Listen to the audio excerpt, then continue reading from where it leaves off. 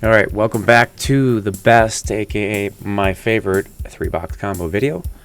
As we start adding more and more characters, because I'm going to keep doing videos all the way up to like 12, maybe even 18 characters, people are starting to ask, or starting to say, that's cool, but I don't have money from their computer, or I can't afford it on their computer. And as we know, to play on Truebox servers, you need multiple PCs. So probably over half a year ago, I made a really big video on how to multibox on TLP servers, which included all the hardware, software, and things that you can need to make your life easier. I will also include links to some of those things that I use in my setup. It's not actually that big of a deal when you're only adding a computer for Everquest. You can get away with some of the mini PCs under $200, mouse and keyboard, another monitor if you don't have one. It's not really as expensive as you think it is. And if you are an EQ fanatic, boxing can save you a lot of time. So even if you're only making $10 an hour, having another box could save you, just if it even saves you 20 hours, that's $200. It can make it worthwhile just to buy this setup. Box another character in, 3-box, box a group. It does save a lot of time in the long run. That's why people do it. And time is money, especially as you get older in age. If you look at it that way, from that perspective, you could sit playing solo, trying to do some of your quests, trying to farm, get experience, but when you can just load in and do it right away, it does save you a lot of time, and that time is usually more valuable than a little bit of money that it takes to keep adding boxes to your Everquest setup. Having said that, we'll start right from the top like I did in the 2-box video. So before I get into this, I'll be very clear that this is my favorite, and it is also for boxing. It is not the best trio, and as the last video was not the best duo. If you have multiple people playing their own characters and you got 3 people playing 3 characters, you're able to do other things. You're able to do things like, mage, wizard, necro. You could have 3 pet classes play together. You could pretty much make anything work if it's 3 actual players.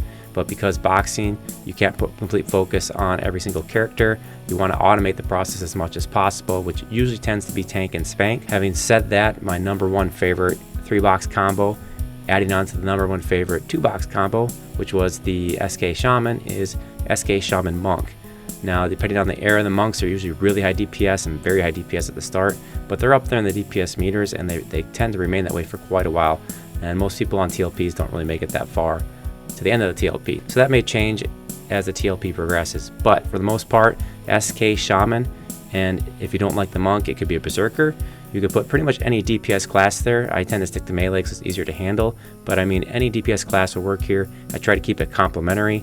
So if you got a shaman that can do haste and melee buffs, I try to keep a melee character. That could be a ranger, rogue, whatever you like to play. That's my all-time favorite 3-box combo. The strengths, the pros, you have tank, slow, pull, DPS. You got haste, HP, and stat buffs. You pretty much have everything, and you could really add to your group after this point because you do have the core group. The cons are you have no crowd control besides pulling. You do have 2 pullers, so maybe you could break a camp easier, have the monk pull something, have the SK pull something off it. No Big Daddy heals, no Cleric. And no resurrection because you don't have a paladin or cleric, and later in the game you get 0% resurrections from some other classes through AA, but for the most part this is focused on early on up to maybe some of the level 70 expansions. So #2, Warrior, Cleric, Enchanter. This one is kind of gimmicky. It does rely on Enchanter, Charm Pet, DPS, but if you do get this working, you have a tank that can sit there and help tank the mob.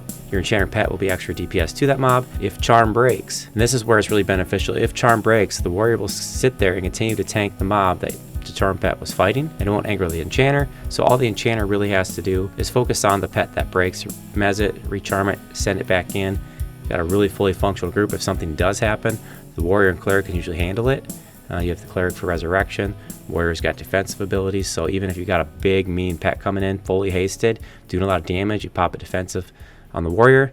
If something happens to the Enchanter, or the Warrior can taunt it off too to help the Enchanter get it remezzed and charmed. So very good group. The pros, as we said, you get resurrection, you got the Big Daddy heals from the Cleric, you got the best HP buffs, best haste buffs, a lot of crowd control, and you have the best healer and tank for raids early on. Sometimes that changes depending on the raid and the scenario. Later on in the game. The cons are obviously that it relies on Charm Pet DPS. If you do not have a Charm Pet in this scenario, this is a completely assed up 3-man group, and you're going to have to find 3 DPS to add to your group, which I guess could be a pro. You'd only need to look for 3 DPS.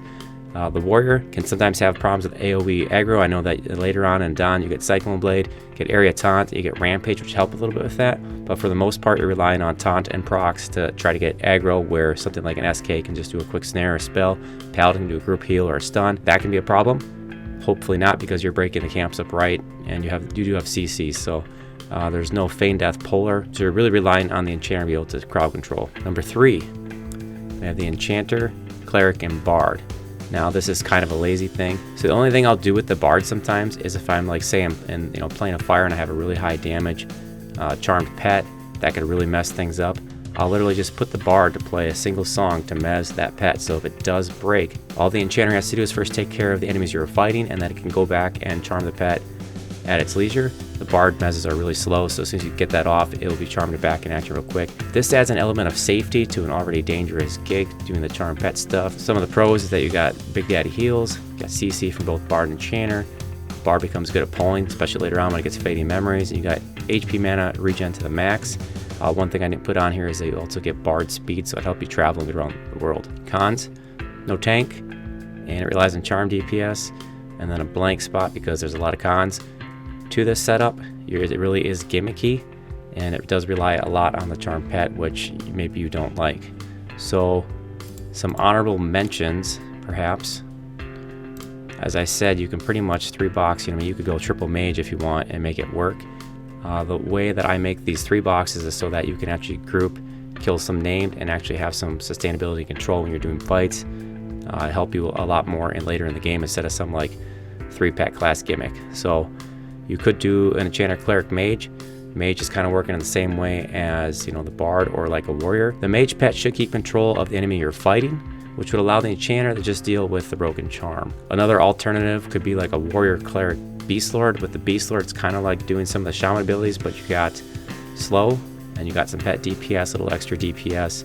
So you would have the best healer, the best tank, and the Beast Lord, which is kind of like a hybrid Shaman. So you get some of the Shaman buffs. You get the slow, which is really big, and then a little extra DPS.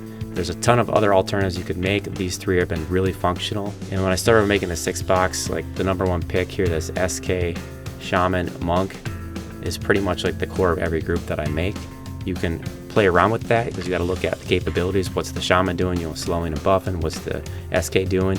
He's pulling and tanking. And what's the Monk doing? DPS. You can kind of like sub in those roles and make your own 3-box. But these are my favorites, so I hope you enjoyed it. And once again, if you are intimidated by adding boxes to your Everquest setup, check out the links below. It does not cost as much as you think it would, and it's really easy to do to box. So thanks for watching.